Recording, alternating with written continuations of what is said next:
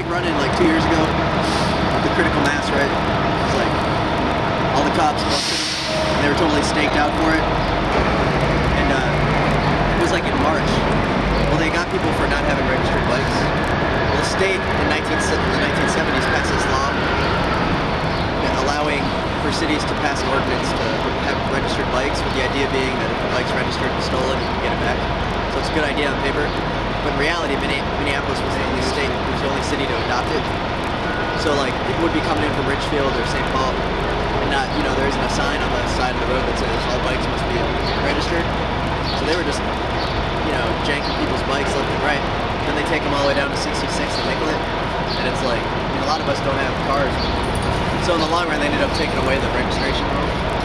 And that proves that critical mass actually gets some shit done. Because I don't want to hear from the Twin Cities Bike Club and all these other like mainstream bike organizations that like say that we're like the worst thing ever to happen. They were trying to get rid of that law for like years.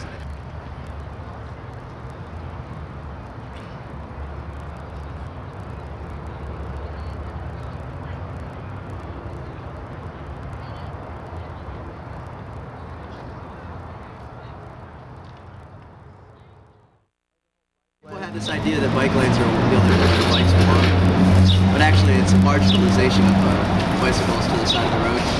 People just think that that's, you know, that's the only place you can ride. Yeah. But in fact, you can ride anywhere on the road.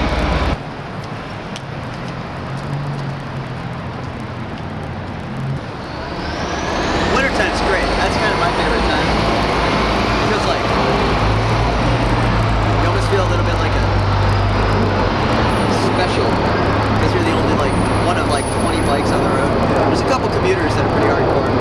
There's like probably like 15 to 20 bike passengers, and you know, like 10 or 12 around at a time. So it's like you get to know the faces, and it's pretty cool. You have all of like this place to yourself. Like if it was middle of winter right now, there wouldn't be anybody out here on the sidewalk. It's just a couple.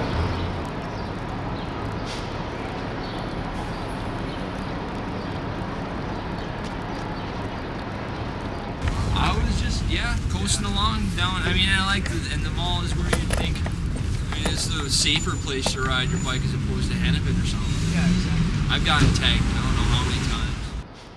I was looking for an answer like, well, it's a safety concern or that people were getting hurt, but all I got was, no, city ordinance. City ordinance. Real hard, gave me a real hard time and gave me a ticket. Yeah, told me to walk my bike home.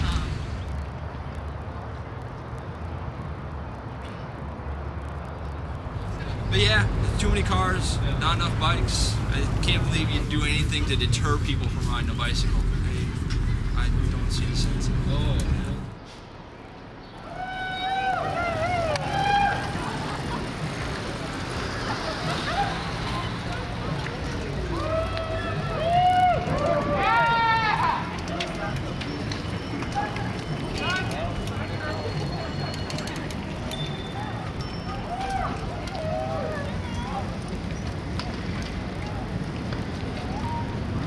It started in San Francisco. Maybe in the early 90s. It's just a huge number of different people, and it's all different kinds of people. Everything from little kids in trailers to senior citizens who are just coming to just show their pride in riding their bikes. I think it's great. Cool. My wife is 7.5 months pregnant. She's still riding her bike.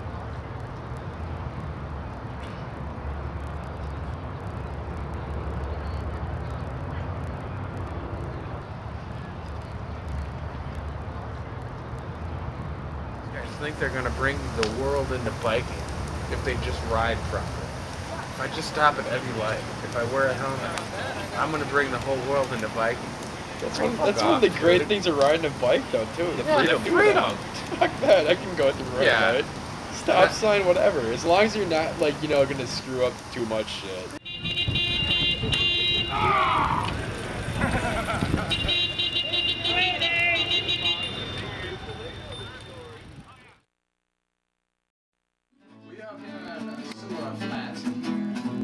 Sit around, we said, "Don't sit we're very far, so we should sit down and play some guitar." Get our friend old Nicholas and sing. Can you get Nicholas to sing?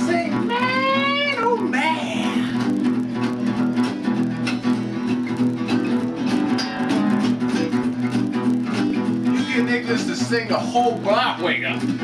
Wake up. Not because it ain't no good. Oh, but because it ain't no good. Well, okay, because it ain't no good, but that's okay, man. It's okay, man, 'cause he has the blues. I'll tell you, once in a while, yeah, I have my friend Nick singing. Now, I'm sitting around, I listen to my friend Nick singing. Everyone in the neighborhood might wake up because she ain't no good, but when they say to themselves, man, that cat, he ain't no good, they say to themselves as well, that cat ain't no good, but sure thing, he got the blues. Sure thing, he's got the blues. They say, man, oh man. They say, man, oh man. He said, hey, sonny boy, I'm out on the street. I was wondering maybe if you had, I wish you had a cigarette for me. Hey, sonny boy, it's 1963. Now, this is way back before I had my baby. Way back before I had my kids. It was way back when my mama, she said, now son, you better be clever, whatever you did. Best be a clever little young man. Get yourself a little cash. You better be a sweet little saint now, darling. Wear unholy pants. Ooh. Oh, little boy, little man. You better grow up and understand. You gotta understand your daddy ain't no good. Your runaway sister, she ain't no good either. What are you gonna do? What are you gonna do? What are you gonna do? Who's coming for you? Oh, your devil, he's coming for you. Oh, here's my devil. Here's my saint. I got 16 flavors that I like to paint upon the cop in the mold. Cop in the mold. Suppose they want us to be quiet.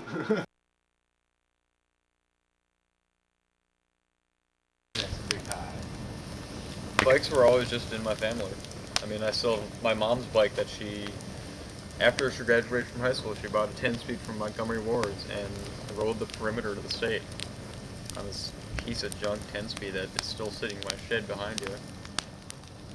And since I was young, I mean, I didn't get money from my parents for things like bicycles. So if I wanted a bike, I had to either buy it or build it, and I spent a lot of time dumpster driving. That's why I became a single speeder. My first mountain bike was a single speed I pieced together.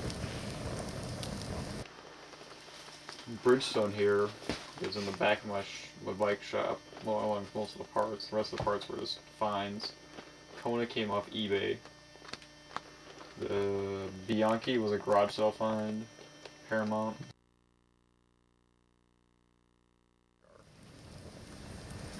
I just remember like being 13, and the biggest high for me was sneaking out of your house and riding a bike down, Bloomington is a small city, but riding your bike when there's no traffic late at night at midnight, you felt like you owned the city. No traffic, biking around late at night. To me, that was a big high. That's how I fell in love with biking. There's no traffic, and you're just 12 and you're sneaking out of your house, just biking really late at night.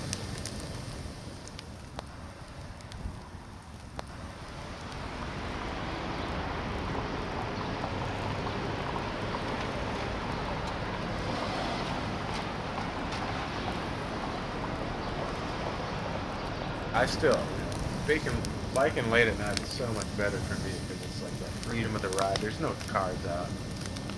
You do whatever you want. That's a big high.